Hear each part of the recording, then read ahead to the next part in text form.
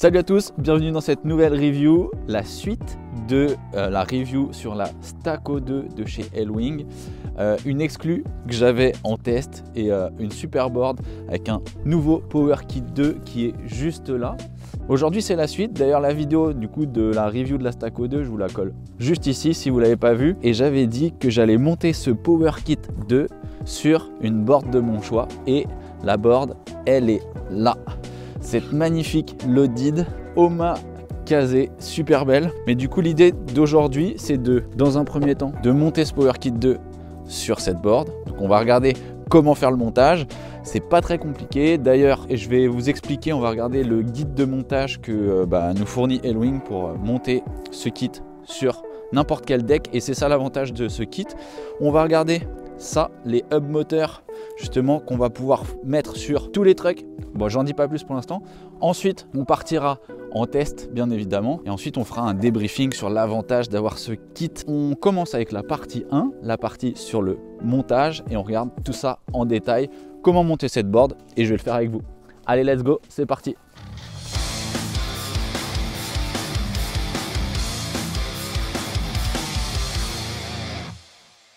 Donc c'est parti pour le montage. Je vais vous montrer comment on va percer du coup ce deck pour installer ce Power Kit 2. Mais l'avantage de ce kit, et là je le dis tout de suite, c'est que on peut l'acheter avec une des boards de chez Elwing, avec différents types de trucks, puisque c'est aussi ça l'idée, c'est que avec ces nouveaux hub moteurs, Elwing propose différents types de trucks sur leur board. Et là en fait aujourd'hui on va monter ce kit sur cette board, mais le gros truc en plus sur ces trucks là qui sont les Paris V3, qui sont des trucks très connus dans le monde du longboard. Et je suis super content parce que c'est des trucks que j'affectionne beaucoup. Et pour ça, il y a une règle, mais on va faire pause dans la vidéo et je vais vous montrer le manuel de montage et on va tout lire ensemble tout de suite. C'est parti. Alors, comment installer un système Power Kit 2 sur un équipement externe? Donc voilà, il y a déjà pas mal d'infos sur les plateaux compatibles et sur les trucks compatibles. Donc il y a bien ma Loaded et mes trucks Paris V3 que vous voyez dans la vidéo. Au niveau de la composition du système du Power Kit 2, il y a tout ce qui compose justement le Power Kit, ce que vous recevez dans la boîte, donc la visserie et tout ça. La compatibilité au niveau du concave, Elwing nous explique bien qu'il ne faut pas que la board soit non plus trop concave parce qu'il y a un joint en silicone qu'on va mettre sous la batterie et la carte mère et effectivement il faut que ça soit hermétique. Ça c'est hyper important justement quand on va percer notre planche, c'est la distance qu'il y a entre les deux dernières vis qu'on voit justement, qui vont être les deux dernières vis de la carte mère et l'espacement avec les deux vis du truck. Pourquoi? Parce que effectivement on va avoir des câbles qui sortent de la carte mère, c'est les câbles moteurs. Il faut pas que justement les câbles soient trop courts ou trop longs. Au niveau du flex, effectivement c'est important d'avoir une board qui ne soit pas non plus trop flex parce que sinon la batterie elle risque de toucher le sol, mais c'est logique. Au niveau de la largeur, il faut un plateau qui soit un minimum assez large pour accueillir la batterie, même si elle n'est pas très large elle non plus. Il y a d'autres consignes aussi si on veut monter nos trucks en drop-through. Au niveau du montage, il y a tout qui est écrit, donc crayon équerre, tracer la ligne, ensuite positionner le joint en silicone avec la bonne distance qu'on vient de voir, retirer le joint en silicone après avoir marqué les trous, percer avec un fourret de 5 mm puisque c'est la taille des vis qu'on va mettre dedans, c'est aussi simple que ça. Après on nous explique justement comment monter les moteurs avec la clé qu'on a reçue, resserrer la roue avec la douille de 13 et puis voilà c'est parti, hein, c'est pas plus compliqué que ça. Donc on va regarder ça tout de suite. Je vous propose qu'on y aille. Let's go.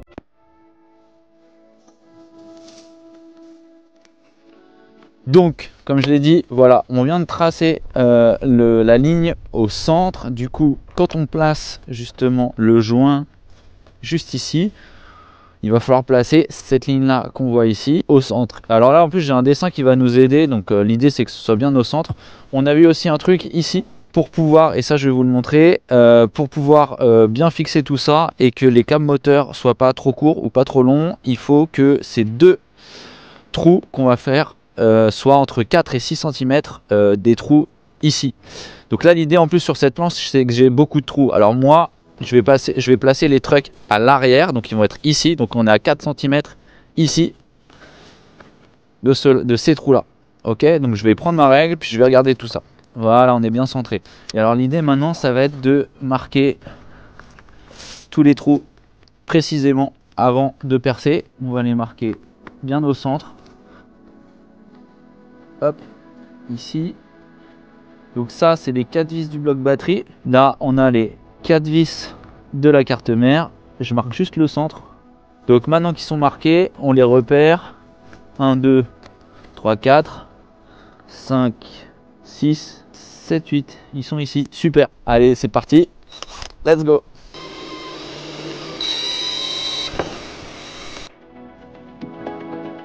Et voilà, on peut voir apparaître les trous ici. Voilà, je vais les repasser proprement. Et puis on passe au montage. Ça va pas être bien compliqué. Donc c'est parti, let's go.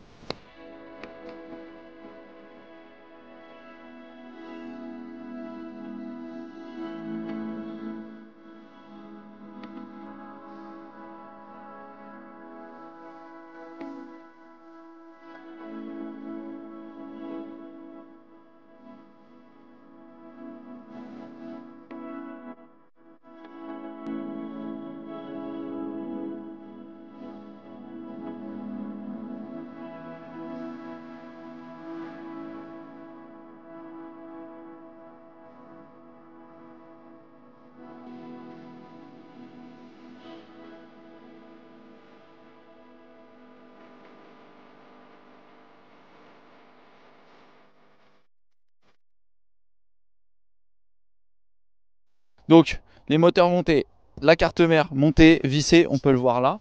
Maintenant je m'occupe de la batterie. On va commencer par plugger la batterie. Je vais mettre les 4 vis d'abord. On est en face des trous, tac tac. Les 4 vis, plugger la batterie, la visser, mettre les roues et let's go.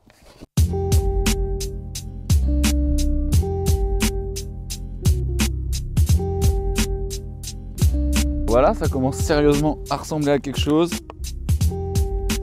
Bon voilà, on est bon. Maintenant il n'y a plus qu'à mettre les roues. Donc comme j'ai dit tout à l'heure, je vais mettre mes roues L-Wing. Donc là on a des emplacements pour de la visserie. Ici on va les mettre pile en face.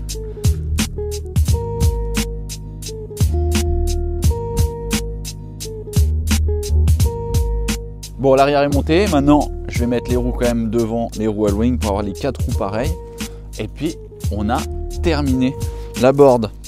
Enfin une board loaded comme ça, électrifiée avec du L-Wing, ça fait trop plaisir. Mais surtout, comme je l'ai dit, avec des trucks Paris V3, ça va être trop bien.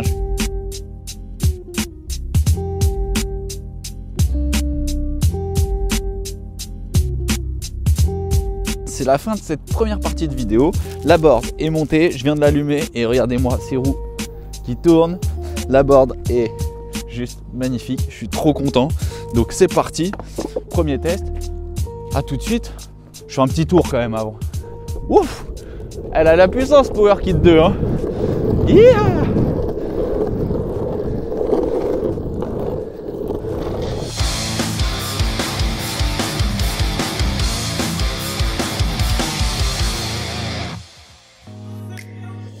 Bon allez, c'est parti pour le test. Je suis en mode 1 tranquille. Comme je l'ai dit, le but de cette vidéo, c'est pas de reprendre toutes les spécificités techniques de ce PowerKit, même si y aurait de quoi le reprendre. Mais tout est déjà dit dans la review de la Staco 2. Je vous l'ai déjà dit en début de vidéo, donc allez la voir si vous voulez des spécificités techniques. Aujourd'hui, le but, c'est de tester si ce PowerKit 2, il fit super bien sur cette planche. Alors let's go, on part en balade tranquille. Donc là, on est en mode 1 tranquille. Oh là là, mais quel plaisir, quel plaisir, quel plaisir.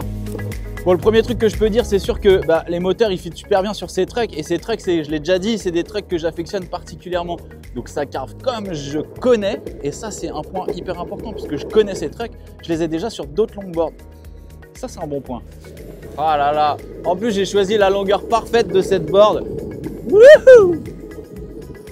Perso, si tu as un kit fétiche chez toi, même une vieille board ou ta toute première board, dis-toi que tu peux l'électrifier et ça c'est complètement ouf. Là j'ai électrifié celle-là, mais en fait ma toute première board je vais pouvoir le faire aussi.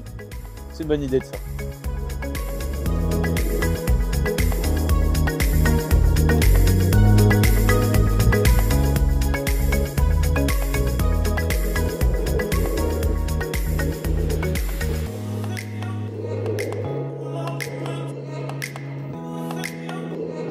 Bon et du coup ça laisse le champ des possibles parce que pour ceux qui suivent la chaîne et qui me suivent sur Insta ou TikTok, vous savez que j'ai beaucoup de skates à la maison.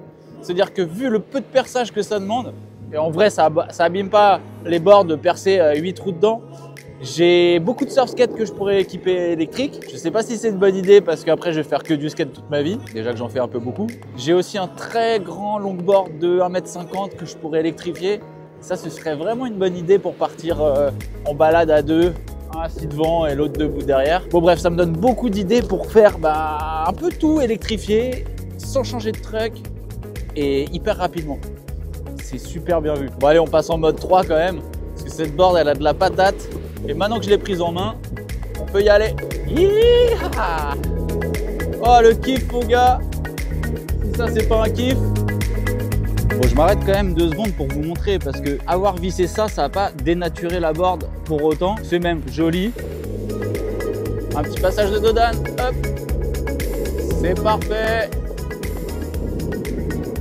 Bon, et là, je suis en roue libre hein, depuis tout à l'heure, les gars. Regardez-moi cette roue libre. Ah oui, et puis ça, c'est un truc qu'on n'a pas dit, la roue libre. La roue libre en hub moteur. Là, c'est juste magique. La roue libre, elle est folle. D'ailleurs, je vais vous montrer un petit truc. On va se poser dans un coin. Et je vais vous montrer que si un jour vous n'avez plus de batterie, que vous allez pouvoir pousser votre skate tranquille vu la roue libre qu'il y a sans aucun problème. Je pose ma télécommande ici et on y va tout doux. Voilà, hein, tranquille. Hein.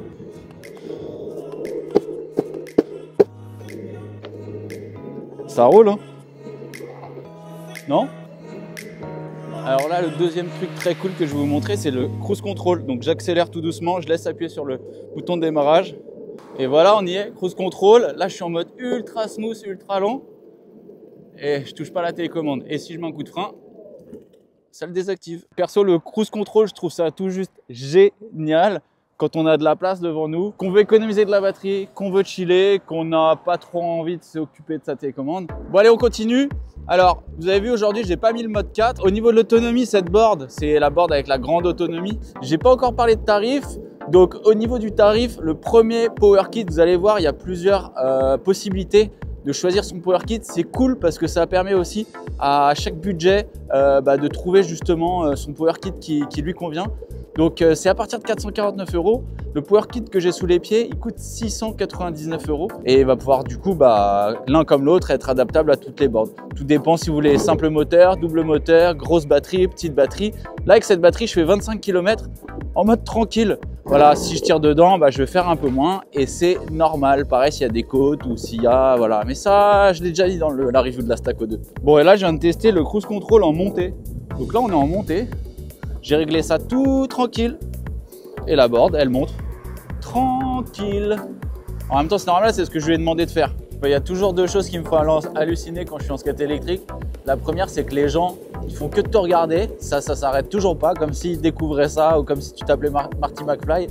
Et la deuxième, elle est drôle, c'est toujours les petits chiens qui aboient. Ça, je sais pas si vous avez remarqué, mais c'est toujours les petits chiens qui aboient. Bon, il commence à cailler, donc c'est bientôt la fin de cette review. On se fait un petit débrief rapide. Mais voilà, l'idée de cette vidéo, c'était d'abord de vous montrer le montage de ce kit et puis de le tester sur cette board. Allez, let's go, on passe au débrief.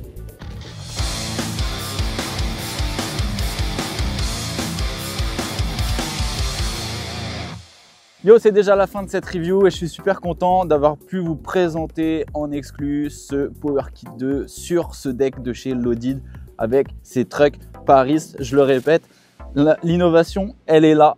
Le fait de pouvoir fixer ses moteurs sur ces trucks. Bon, alors à qui est destiné ce kit? Alors le kit, il est forcément destiné à des gens qui ont une board fétiche ou du moins qui ne trouvent pas dans le catalogue d'Elwing la board qui leur convient. Ce kit, comme je l'ai dit, il y a plusieurs déclinaisons sur le site et je vous laisserai aller voir. Il peut aussi répondre à toutes les bourses et ça, c'est aussi super cool. Ce que je kiffe autrement sur ce kit, mais ça vaut aussi pour la review sur la Staco 2 et pour toutes les boards d'Elwing, c'est qu'on peut changer la batterie avec 4 vis et ça peut aller super rapidement. On pourrait même imaginer avoir, je sais pas, peut-être 5 ou 6 batteries dans un sac à dos chargé et partir à l'aventure, alors sur un sac à dos ou sur la board directement dans une boîte et remplacer les batteries et pouvoir avoir presque, je sais pas, 200 km d'autonomie en y allant forcément cool. Ça pourrait être vraiment terrible. Après, ce kit, il est aussi destiné aux gens qui ont un confort de ride sur une board, qui connaissent parce qu'on parle du deck, mais on parle aussi des trucks. Et moi, ces trucks-là, c'est ce que je disais, je les connais très bien, puisque sur mes longboard dancing, c'est les trucks que j'utilise. Donc, retrouver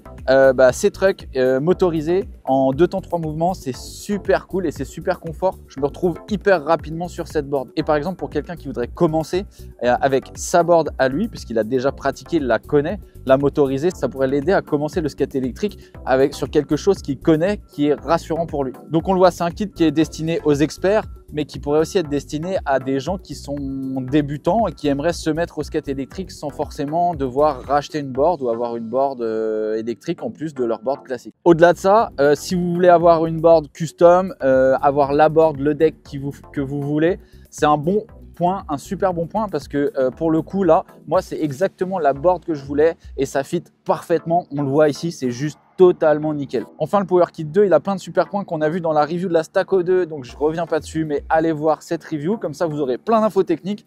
Et là, on parle vraiment justement du montage et du test de cette board. Bon, en tout cas, j'espère que cette review vous a plu. N'hésitez pas à vous abonner, à liker, à commenter, à partager. À commenter, je le répète, parce que je réponds à vos questions. Pareil, j'espère que ça vous a aidé à voir à peu près comment on fait le montage, même si c'est vraiment pas compliqué. Moi, perso, je suis pas un grand bricoleur et j'ai réussi à le faire convenablement, assez rapidement et surtout proprement, sans avoir besoin de me reprendre à plusieurs fois. Et ça, j'espère que ça vous aidera pour ça. En tout cas, on se retrouve très vite dans une prochaine vidéo. Il y a d'autres choses qui arrivent, bien évidemment. Et tout ça, c'est grâce à vous. Donc, n'hésitez pas à mettre un pouce en l'air pour qu'il y en ait d'autres. Allez, à très vite et puis bisous à tout le monde de Bretagne. Sous ce soleil d'hiver, oh yeah, oh yeah.